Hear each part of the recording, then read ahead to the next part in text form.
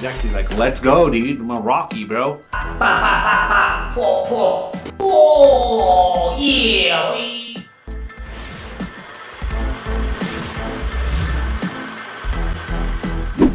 Hi, everybody. It's the Grim Squad here today.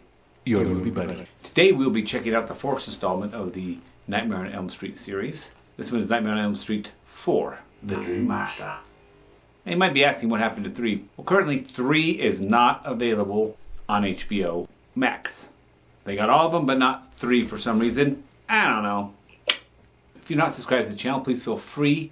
I upload daily, and you get a daily dose of movie review and a life lesson every day. So without further ado, let's check out Nightmare on Elm Street 4, The Dream Master.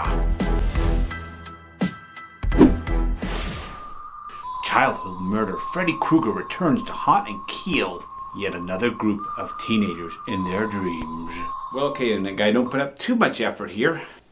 So apparently on the third one there were some kind of super friends or something. They worked as a team and one of them had special powers or something. And they had managed to defeat Freddy, like bury him, kill him or something. But of course, this is a horror movie, so you can never really kill him. Freddy comes back. He says, hey, I'm going to take those kids out for getting me.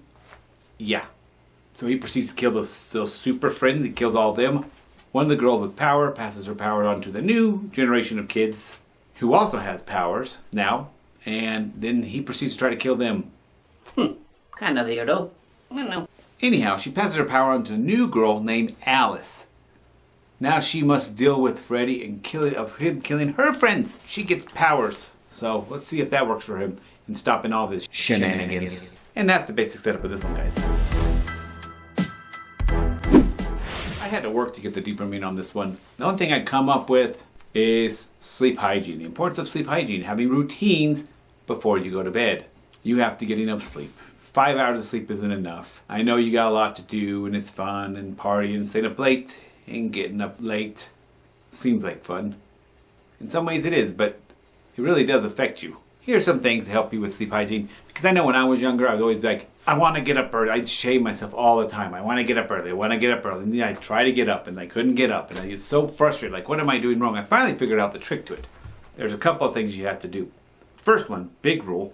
You have to say, okay, what are 8 hours of sleep? Or whatever. Some people actually only require like 4 hours of sleep. But on average, people between 6 and 8 hours is often good for them. So you say, well, what's my bedtime? Let's say then, if I'm going to get up at 8 in the morning, I need to get 8 hours of sleep. I need to be asleep by 12 o'clock at night. First of all, that does not mean getting ready to go to sleep at 12 o'clock at night. No. That means in bed already asleep by 12 o'clock at night. So honestly, allowing yourself like an hour to get ready, especially when you're first starting this, is what you have to do. So you have to tackle this getting up early on both sides. Going to bed early enough and getting up early enough.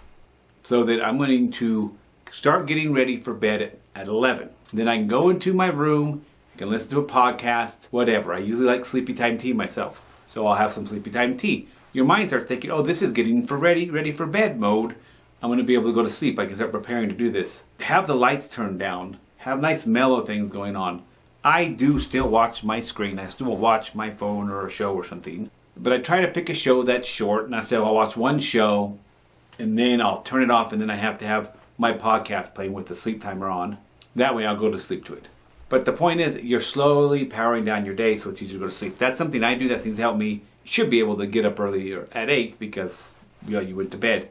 Now the other thing, one last thing I want to say about this, often having something to do, some type of routine, some type of reason to be up at 8 in the morning helps. You can't just get up at 8 in the morning a lot of times, or people seem like they can't. You have to have a reason. So try to start like a daily process thing that you're working on. Maybe you like to get up early and work on your puzzle and then read your book or study something or do your homework or something afterwards. Kind of set some type of routine there. The routine really helps to get you extra sleep.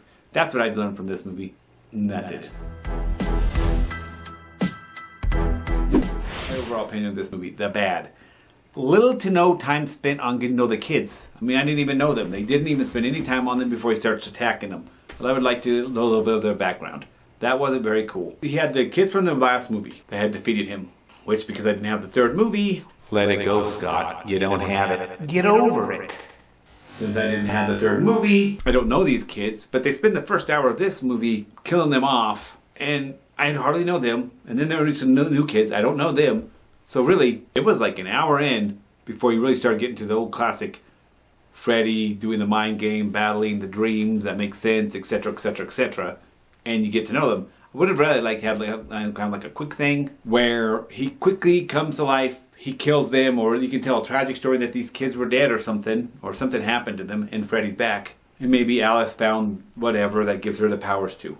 But to have them, the whole hour of them killing off characters we never even know because we didn't see the third movie, it just didn't make me involved in it. I felt kind of bored, like, who are these kids? I don't care. Then it felt like it started finding its groove, and then it was over before it had started. So I didn't like that at all about it. I wish they would have just had more of those kids, the new ones, so we could learn about them, get to know them, and care what's happening to them. But there's definitely good in this one, guys. Noticeably more polished than the second and first one with the dream stuff. I can tell Wes Craven's getting more budget. He's having fun making the special effects. You can definitely tell. Acting has definitely improved. A lot more actors are better. I definitely enjoyed that. I didn't feel like I was getting pulled away by flat acting, so that was improved as well. The protagonist, Alex, does have special powers, so she's not like victim. She's actually like, let's go, dude. I'm a Rocky, bro. Oh, yeah. And that was fun. That was cool. I like that a lot. If you like the Nightmare on Elm Street series, for sure, check it out. It was entertaining, and I did enjoy it. I just didn't like the way the pacing was really slow. I really wish they had that end part with the new kids longer, and the getting to kill off the old kids. Who cares about them? They failed. They're not a team anymore. Get rid of them. Start a new group. Or have that group again. Whatever. Overall, it was pretty good. Better special effects than the other one, so he's improving. It's definitely worth checking out if you're a fan of the Nightmare on Elm Street series. So, considering everything, I'm going to give Nightmare on Elm Street 4, The Dream Master, a 5 out of 10. 5 out of 10. Peace, yeah, boy.